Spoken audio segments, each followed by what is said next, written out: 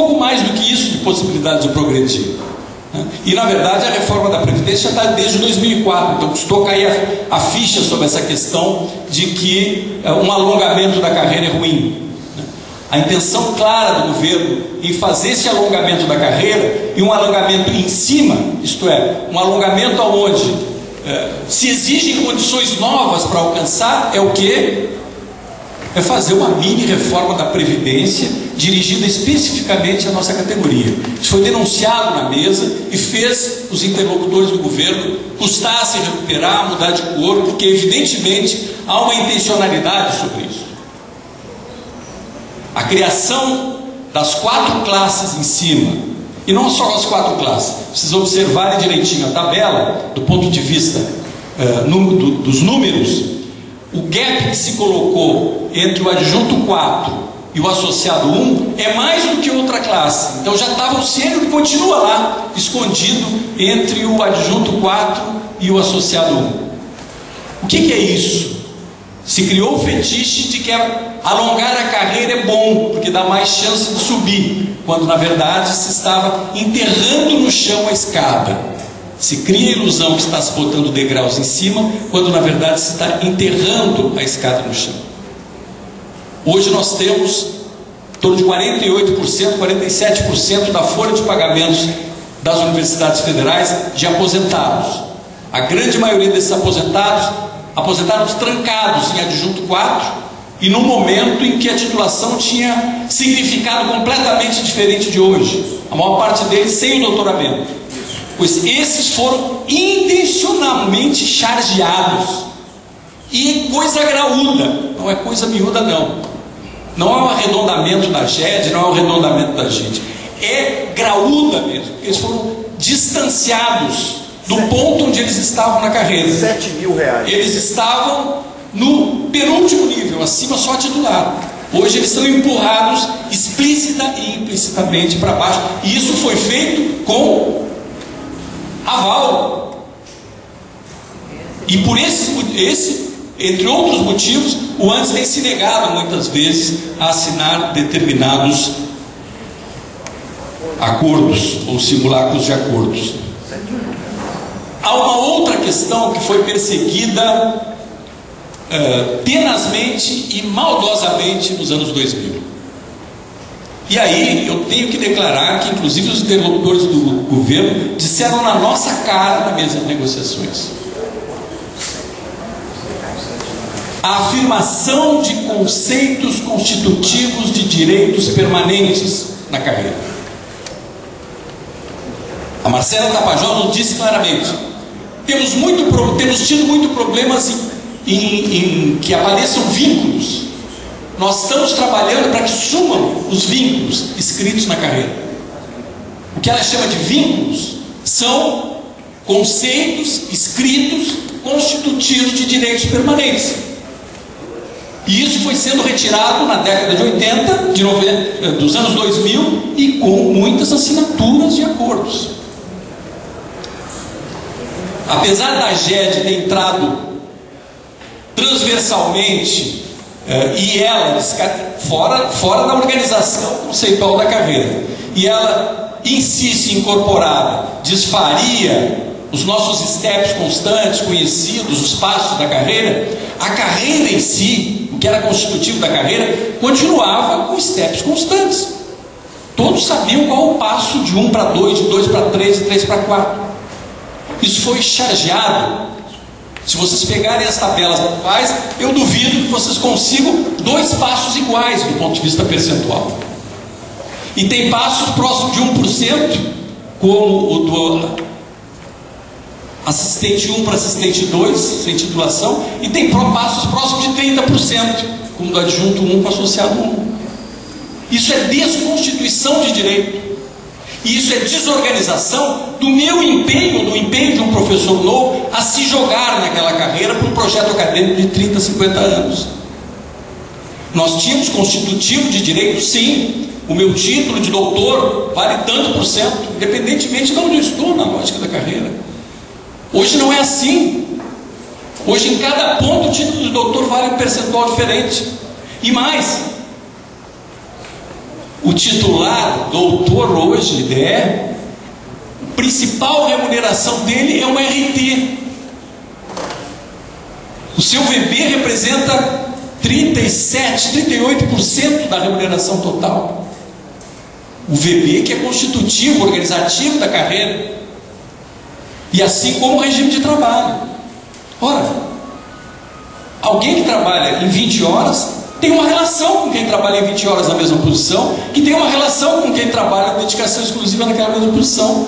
Sempre preconizamos 100% a mais para a DE e pelo menos o dobro para dedicação exclusiva, o dobro mais 5%. Isso está destruído. Vocês pegam a tabela aqui.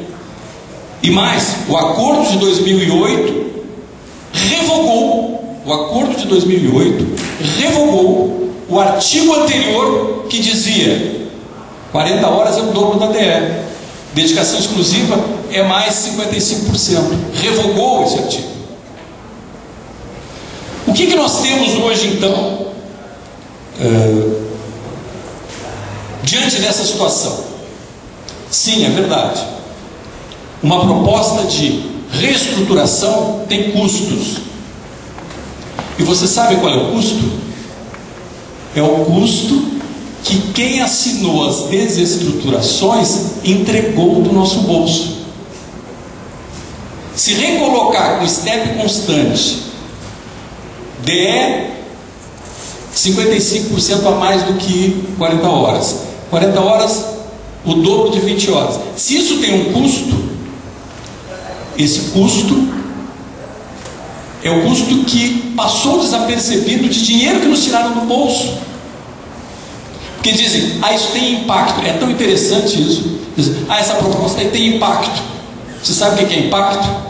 Impacto é o dinheiro que vem para o bolso do professor. Não um a um, não linha a linha. Porque ali muita coisa se dissimula. Porque há outros direitos que passam a incidir ou não incidir, e eles deixaram de incidir. Impacto é o conjunto de dinheiro que vem para o conjunto dos professores.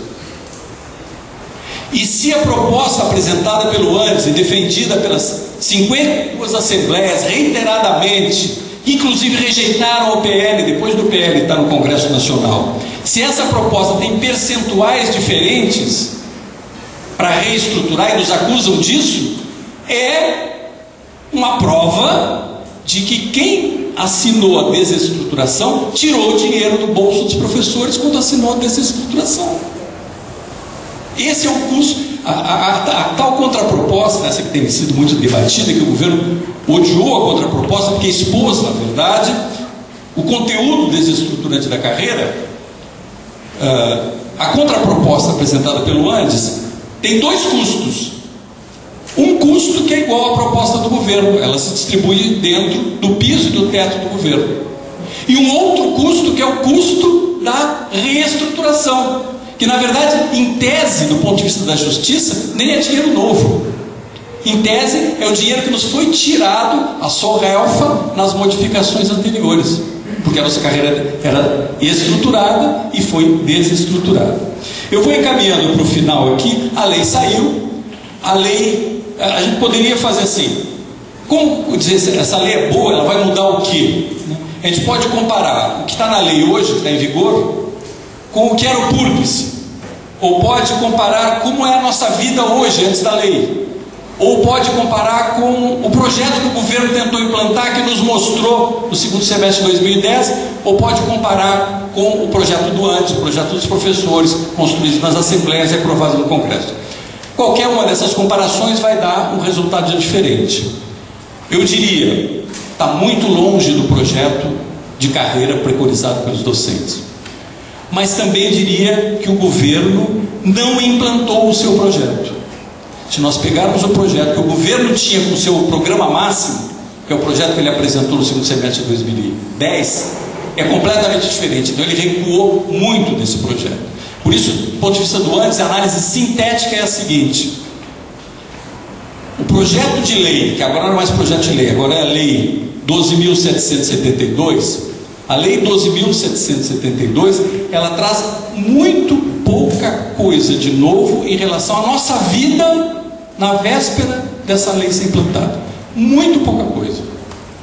Eu diria, nós já estamos até relativamente acostumados com as mazelas, com a desestruturação, com o ensino. Tudo isso que a gente tem vivido, de não saber para onde vai, as relações, não relações, a falta de direitos estruturados, que nós já estamos acostumados, é exatamente o que o projeto, a lei, consolidou. Então, ela consolidou a desestruturação, com um ponto grave, que era perseguido tenazmente pelo governo: ver-se livre do fantasma do púrplice, da carreira lá de 87 conquistada por nós. O que aparece nessa lei, no artigo 37, é que não vigora mais, os dispositivos do púrplice não vigoram mais. Então aquele trunfo que nós tínhamos, que o governo tinha que vender alguma coisa, tinha que dar alguma coisa para se ver livre dos conceitos, dos elementos do púrplice, agora passou, porque agora, a partir do dia 28 de dezembro de 2012, o púrplice, os dispositivos do púrplice não vigoram mais por força do artigo 37 da lei que foi... tinha mais outros elementos aqui, mas eu vou dizer o que em relação à questão remuneratória, uma pincelada apenas. É grave ser constitutivo do nosso trabalho a titulação, e a titulação ser um penduricário. É grave e é uma espada em cima da nossa aposentadoria. Depois do debate eu posso trazer mais detalhes sobre isso. O VB é muito baixo em relação à remuneração total de quem tem dedicação exclusiva. Os aposentados continuam chargeados, aposentados com adjunto 4, e a maior parte sem doutorado, continuam empurrados para baixo, e são milhões. O mesmo mecanismo que o governo utiliza a não cumprir a Constituição, quer dizer, ele não dá a revisão geral para todos os funcionários públicos, não é obrigado pela Constituição, nem que seja para atualizar a inflação, mas discute um por um. Ele faz com que ele cria índices para fazer propaganda e não gasta nem o que gastaria se atualizasse pela inflação o salário de todos os funcionários públicos. É parecido com o que se faz aqui. Se chargeia 50% do impacto da folha, que são os aposentados. E aí aparecem índices linha a linha para... Eu estou concluindo. O que tem pela frente? Tem muita coisa para fazer pela frente. Primeiro, que a carreira do papel nunca foi e nem nunca será a carreira real. A carreira docente é aquela que nós praticamos, e em boa medida praticamos no âmbito da autonomia universitária. Então temos que continuar exercendo essa autonomia e essa força política. Temos que ter luta pela frente, luta que vai desde a institucionalidade até a luta de rua, para reconstituir a estruturação de longo prazo responsável da carreira docente, para a universidade responsável que precisamos construir para o futuro desse país. E temos um trunfo na mão nesse momento. E o trunfo está na cara aqui de vocês. Foi a recuperação dessa identidade da comunidade universitária. Recuperação da identidade docente que vinha se esfacelando com essa expansão meio maquiada que veio acontecendo aí. Se recuperou essa identidade na luta, na relação com os estudantes, na relação com os servidores. Temos elementos inconstitucionais nesse projeto de lei, estamos estudando isso, de repente até para entrar com medidas administrativas na instituição, mas temos muita luta pela frente.